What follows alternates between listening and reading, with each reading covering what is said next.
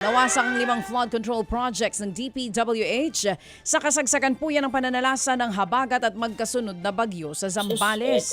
Kasama sa nasira ang San Juan Dike sa Botolan, Tangguay Slope Protection Project sa Santo Niño at Cabangan at ang Santo Tomas River Slope Protection sa San Narciso, Zambales.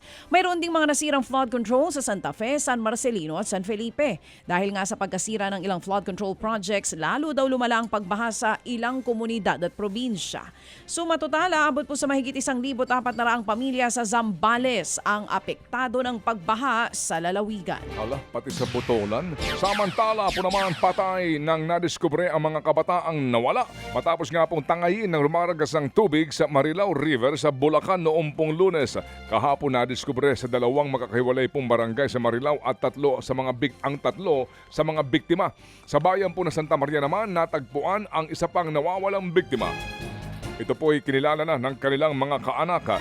Kasagsagan nga po ng malakas na buhos ng ulan hatid ng habagat noong pong Lunes nang maligo ang mga batang ito sa ilog at tangayin ng tubig. Nagpapaalala ang mga opisyal na huwag pong lulusong o maliligo sa mga ilog lalo na kapag mataas ang level ng tubig at malakas ang agos.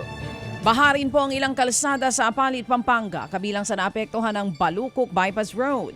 Malakas din po ang pagragasa ng tubig. Sa taas ng tubig, hindi na makadaan ang mga maliliit na sasakyan katulad po ng mga motorsiklo. Pinayuhan po ang mga opisyal na dadaan po sa nasabing kalsada na humanap na muna ng alternatibong ruta. Ayan din sa Pampanga. Hoy, gising! Sugatan po naman ang isang driver at dalawa niyang mga pahinante nang dumausdos ang kanilang truck sa kalsada po sa Toledo City, Cebu.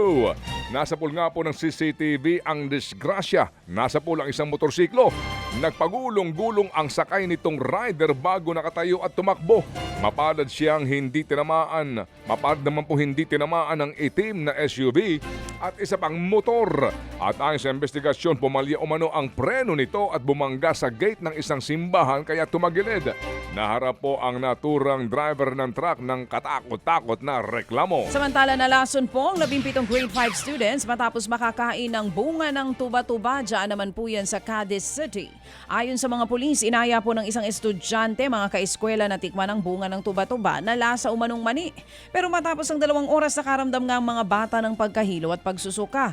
Agad naman silang dinala sa ospital. Ayon sa LGU ng Cadiz, may toxic component po ang tuba-tuba dahil ginagawa itong biofuel. Nakalabas na po ng ospital ang mga bata. Tatanggalin po naman sa serbisyo ang pulis na nakapatay sa kanyang kapwa-pulis at sibilyan sa parking lot ng isang resort sa Maragondon, Cavite. Pauwi na raw po ang suspect at mga biktima ng magkaroon ng pagtatalo. Pawang mga lasing ang mga sangkot. Matapos niyan ay pinagbabaril ng suspect na pulis ang 2 biktima. Kinumpiska po ang 2 PNP-issued firearm na pagmamayari po ng mga sangkot. Sinibak naman sa pwesto ang hepe ng Maragondon Police at ang kanyang